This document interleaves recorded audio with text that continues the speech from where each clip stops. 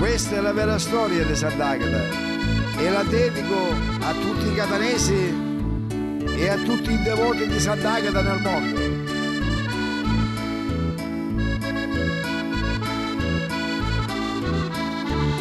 Catanesi vi voglio raccontare la storia di Sant'Agata quamore. Io mi repulcio a voi questo cantare, ma dico a navigante e pescatori che quando c'è tempesta su un mare si mettono a Sant'Agata a chiamare, e l'autista in genere magari dalle disgrazie invocano preghiere, le murature pure a Luca Scari, per non parlare di le carattere, su tali peti di cavalli e rodi, invocano la santuzza tante volte, nell'ospedale una sua ricordi, mille e mille donne malate la pregano da cuore, li devoti per i suoi mali essere sanati. Il 5 di febbraio di ogni anno le cittadine là vanno girando. Il 238 era l'anno dopo che Cristo venne all'uomo. A Catania governava un grande ranno quinziano chiamato Boia Turno, perché Catania, città nostrana, era governata da Roma, già pagana. C'era una ricca famiglia cristiana che aveva una figlia bella e buona, Aida si chiamava ed era umana. Pari a una santa dincia di Nagona, padre di già si chiamava Rao, gli ha da polla la madre che creavo. Cresceva Aida in mezzo alle ricchezze e faceva amicizia pure con le serve che trattava come frati e sorelle. Aida di natura si portava donne divine e all'alba si arricchiva. Poi a 10 anni orfana arrestavo, di pace e majestia si cudivo, sulla solita trave ne amarizzi, insieme alle servi a mezzo le ricchezze.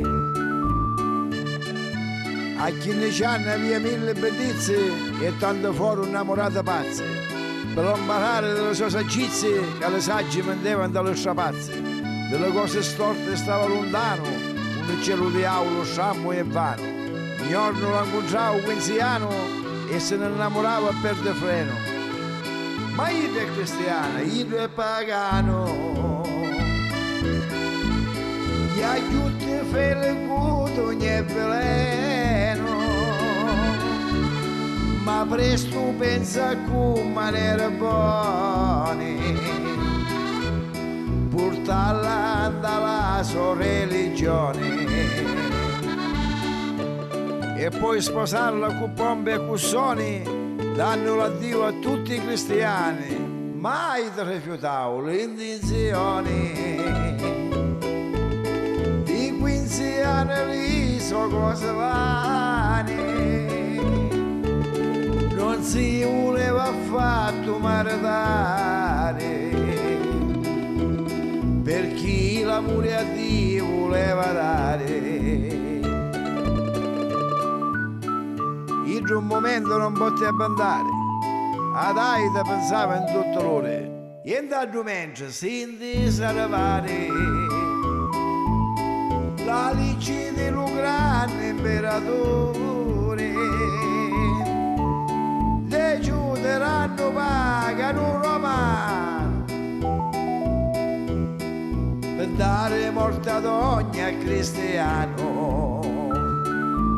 Le cristiane venivano perseguitate dalle pagani e mannate a morte senza pietà.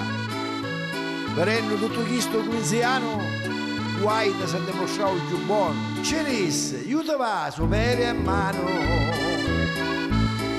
Se fai in zocco io ti spano, presto la fine puoi abbandonare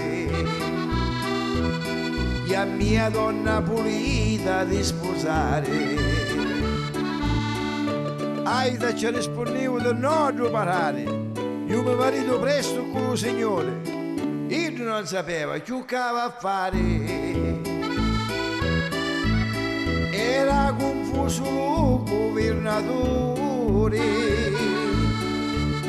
mandando la picciotta una giornata, per chi era cristiana venne arrestata. In presenza di quinziano fu portata la picciottella faccia saporita, per essere presto lì giudicata. Se meritava la morte o la vita, ma essendo innamorato che va a fare, non la poteva affatto condannare. Con l'amici si mise a consigliare e la picciotta stavolta non muore. Ancora io ci vuole provare se Aida ci dava l'uso cuore. E lo affidavo per quando la tradia a una donna chiamata Afrodisia. Femmina era di cipetteria e per stornare a Aida censaia ci disse, bella figlia, scusa mia, non essere testarda, bella vaia, sposa da quinziano con premura, prima che muore a mezzo alla tortura.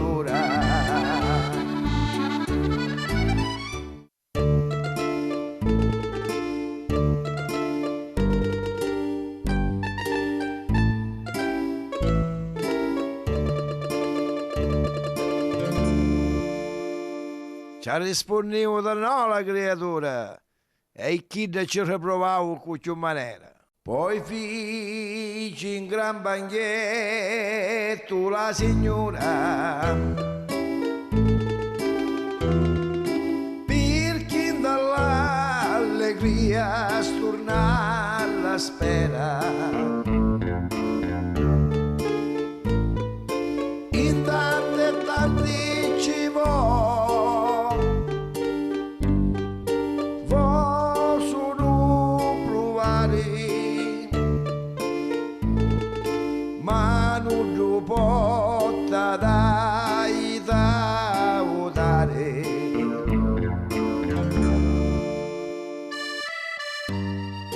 Presto a Afrodisia io a parare con quinziano cuore di terrore, ci disse non c'è niente più che fare. Aida con nessuno senti amore, lo pagano di più, se ti spittivo e da una cella dai da giudeo. L'uomo tiranno, nemico di Dio, di morte e di tortura minacciavo, ma la picciotta in faccia ci ridio. E poi con gran forza ci gridavo, cristiana mi sento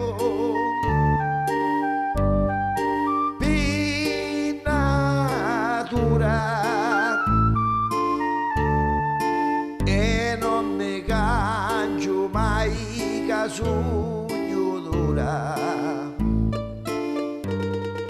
Quinziano la pazienza perde allora e presto la afferra con brusca maniera, con brutti filamenti la tortura.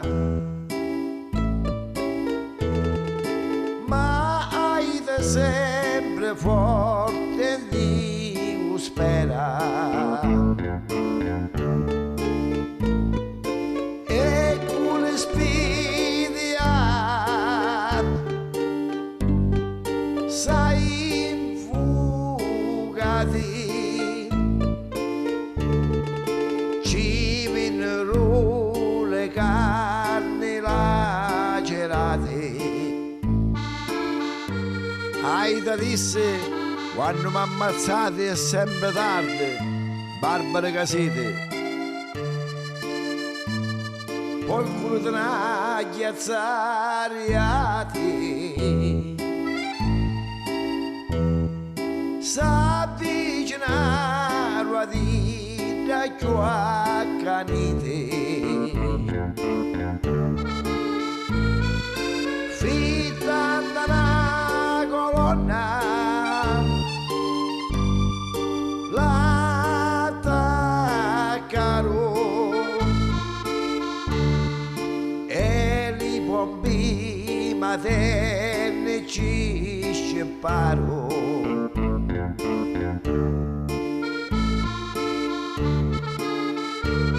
Aida ci disse a Quinziano che mi fai martirizzare e che sento amore verso Dio.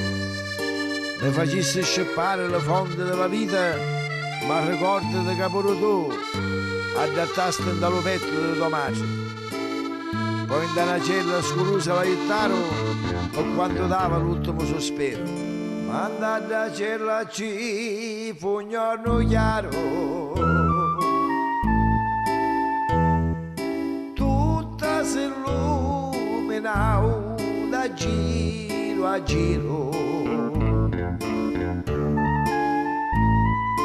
E da luce in vecchio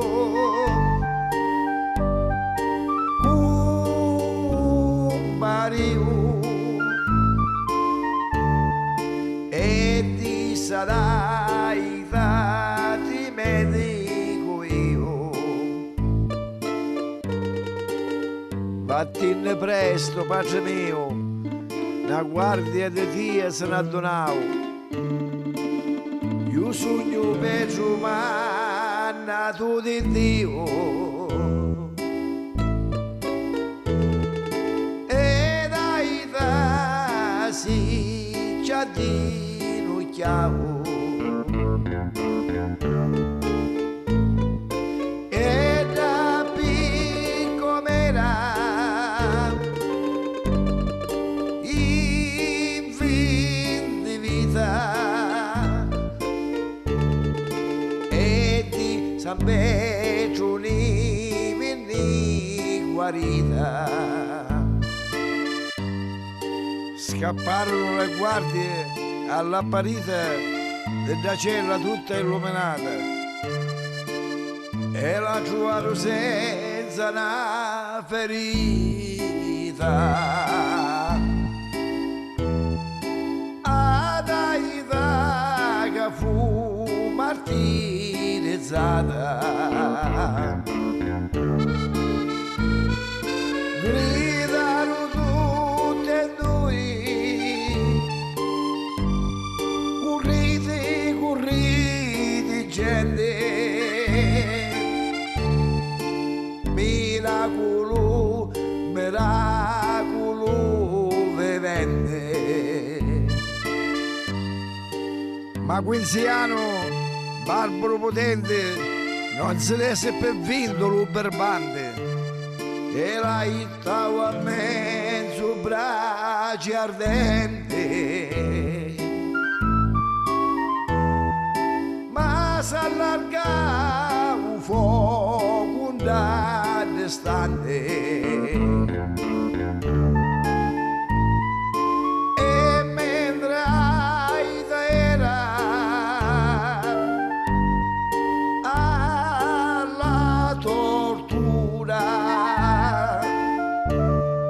si ribellau de colpo la natura.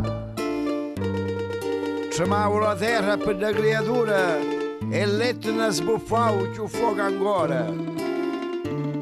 L'amici di Quincy hanno da chiudura.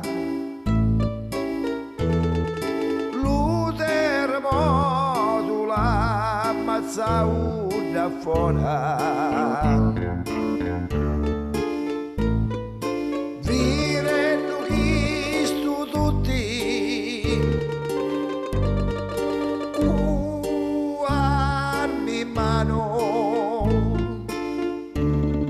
Si rivoltarono contro Quinziano.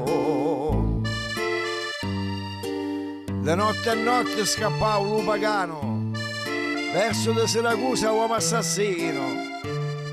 Correva come un pazzo romano, cavalcando un cavallo malaggino, ma attraversando i fiumi lo dannato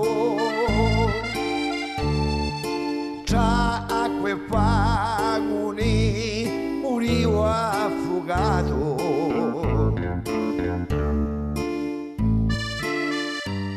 Dopo che di martirio aveva passato, ai tantissimi lo suo cuore leto, tornavo in San Beggio, ci aveva sanato. Lo corpo da restavo a mezza lo chieto. E poi di già lo carcere